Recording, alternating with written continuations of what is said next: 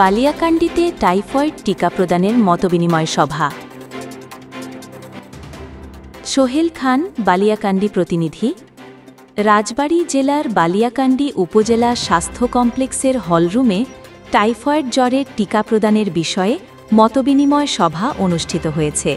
মঙ্গলবার দুপুরে স্বাস্থ্য বিভাগের আয়োজনে উপজেলা স্বাস্থ্য ও পরিবার পরিকল্পনা কর্মকর্তা ডাক্তার ফারুক হোসেনের সভাপতিত্বে উপস্থিত ছিলেন বালিয়াকান্দি রিপোর্টার্স ক্লাবের সভাপতি সঞ্জিত দাস, উপজেলা প্রেস ক্লাবের সভাপতি সোহেল মিয়া, বালিয়াকান্দি প্রেস ক্লাবের সভাপতি মোহাম্মদ আতিয়ার রহমান আতিক, সোহেল খান, সবুজ শিকদার, স্যানিটারি ইন্সপেক্টর পনিরুজ্জামান পনির, স্বাস্থ্য পরিদর্শক মোহাম্মদ কামাল হোসেন সহ স্বাস্থ্য বিভাগের বিভিন্ন কর্মকর্তা।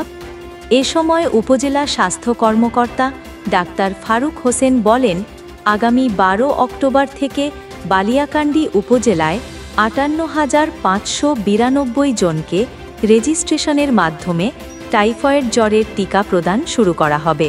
আমাদের স্কুল পর্যায়ে কার্যক্রম শুরু হবে 12 তারিখ, আগামী 12 তারিখ থেকে 12 অক্টোবর তারিখ থেকে 30 তারিখ পর্যন্ত স্কুল পর্যায়ে আমরা শেষ করব। 12 অক্টোবর শুরু করে 30 তারিখের মধ্যে শেষ করব। স্কুল পর্যায়ে শেষ হওয়ার পরে 1 তারিখ মানে 1 নভেম্বর থেকে 13 নভেম্বর পর্যন্ত আমরা 13 দিন গ্রাম অঞ্চলে যারা স্কুলে ভর্তি হয় নাই তাদেরকে দিব। আমরা সেক্ষেত্রে এর বাইরে কিন্তু কারণ নেওয়ার সুযোগ নেই, এটা একটা লিমিটেশন আছে। কিন্তু এর মধ্যেও যারা আমরা মানুষকে বোঝাবো, যারা একটু নিতে চাইবে, যারা রেজিস্ট্রেশন করবে তারাই নিবে। কিন্তু আমরা বাধ্যতামূলক কাউকে দিব না যে আমরা জোর করে দিয়ে দেওয়ার সুযোগ নাই। তবে এই ভ্যাকসিনের উপকারিতা জেনে যারা নিতে ইচ্ছুক শুধু তাদেরকে আমরা দিব, বা যারা রেজিস্ট্রেশন করতে পারবে তাদেরকে আমরা দিব। তো এইটা সফলতার জন্য আপনারা এখন পর্যন্ত আসলে কতটুকু রেজিস্ট্রেশন করেছেন এবং এর সফলতা কতটুকু আসবে বলে আপনি এই মুহূর্তে মনে করছেন?